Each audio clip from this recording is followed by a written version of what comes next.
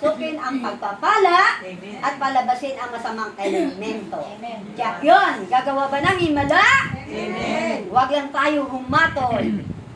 Dahil ikaw ang hatulan. Dalawa pa Pagay kaya. sasabihin nyo, si Brother Lee. Paano kung Si brother S. Paano kung na-late? Alas 4 pa lang. Yun na nga Nag-upload na eh. ako ng video. Pala alas 4 pa lang. Ayan. Alas 4 ng madaling araw. Pero yun. bago ako mag-closing prayer, pakanta muna ako. Kasama ito eh. Ngunit hindi na word. Kaya nga, may lyrics ng panibago si Sister Mel. Kaya kayong lahat ay relay na relay. Kasi edad ko lang naman kayo eh. Kaya alam nyo ang kantang ito, di ba, Sister Mel? Kanta. Gitarahan mo ako, Sister. Sige, sige. Huwag mo lang taasan, ha? Okay. Hindi tayo dalawa. Okay. Alam ko, gagawa ng himala ang Diyos. Anong hingin mo? Mag-abroad ka ulit? Hindi na. Maglilingkod na lang tayo. Kasi yun ang kanyang tawag ito. Wala na hinihiling. Okay. Wala ka nang hinihiling, kundi maglingkod na lang. Amen. Yung patuloy na bigyan ng kalakasan at pagpalain pati na si Sister Nova. Okay? Why does the sun go on shining? Lahat kayo. Why does the sea rush to shore? Don't they know it's the end of the war? It's in this when you say goodbye. May sila. Ang ganda. Sa ngalan ng Ama, ng Anak, ng Espiritu Santo. Alam kong may magagawa ang Diyos. Salamat muna. Yes, Lord. May magagawa ang Diyos. Yes, Lord. Alam ko may magagawa. Alam kong may magagawa ang Diyos. At kung ako'y magtatamad sa Kanya'y maglilingkod, alam kong may magagawa ang Diyos. Ihimig natin sa ating Panginoon. Amang Banal. Amang Banal, Diyos na dakila, Amang Yahweh, magandang hapon sa iyo, Ama. Ama, maraming salamat sa hapon ito. Natunay nga po, Ama, na wala kaming karapatang humatol sa aming kapwa. Aminin ko, Ama, kung ako'y tagahatol noon. Ngunit sa mga oras na ito, humingi ako sa inang utang. At awa, Ama, natulungan mo ako, Ama, na makahango sa ganitong mga kaisipan. Ama, sa mga oras na ito, maraming salamat. Maraming salamat. At nahipo mo ang aking puso. At ganun din ang aking mga kapatid. Alam kong kaisa ko sila sa mga oras na ito. Kung kami mapaghatol noong araw, sinisikap naman namin ngayon, Ama, na kami baguhin mo. Kami yung iniwan mo sa gawain ito, Ama. Kaya bigyan mo kami ng lakas ng loob na ipagpatuloy ang gawain mo hanggat mayroon kaming hininga. Sabi mo nga, nasa dapit hapon na kami, pero wala namang kaming magagawa. Kahit kabataan, ay mayroon namang namamaya. Ngunit kami, sumisikap kami, Ama, sa mga oras na ito, para mga gawain mo, Ama, na iniwan ng iyong anak na si ay ipagpatuloy namin sa mga oras na ito. Kaya nga, Ama, sa mga oras na ito, itinataas ko sa iyo ang apat na sulok ng tahanan ng aking kapatid. Sa loob ng compound na ito, Ama, ay pagpalain mo sila. Bilang balo, di ba, nalulubog ka, Ama, sa balo?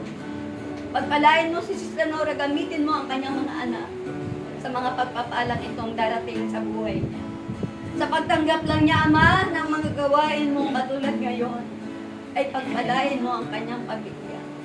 Tunay nga po, Ama, inaamin niya na wala na siyang magagawa, kundi ang sumunod na lang sa iyong kalooban. At ito nga, Ama, ang iyong kalooban. At ganon din kami. sa kabila ng lahat, ay patuloy kami humahayo upang ipagpatuloy namin ang mga gawain. At ganon din, Ama, mga kapatiran ko na nandito ngayon. Ano man ang kahilingan nila, ako'y nananalig, Ama, na ipagkakaloob mo sa kanila ang kanilang mga kailangan. Ama, ikaw ang aming Diyos na pinaglilingkuran. Ikaw ang Diyos ang nagbibigay sa amin ng lahat. Ikaw ang Diyos ng punong-puno ng pag-ibig sa amin. Kaya nga, Ama, nagkaroon kami ng inspirasyon. Wala nang iba. Ikaw yung nahukay namin na inspirasyon. Ikaw ang aming Diyos na aming nakilala, na ikaw nga ang nagtuturo sa amin, na punuin kami ng pag-ibig at pagmamahal sa aming kapwa. Kaya, Ama, maraming salamat. At ganoon din, Ama, itinataas ko rin sa iyo, Ama, ang kaguluhan sa Israel. Anong kalaban niya? Sa Turkey. Lord, tipuin mo ang mga presidente dito.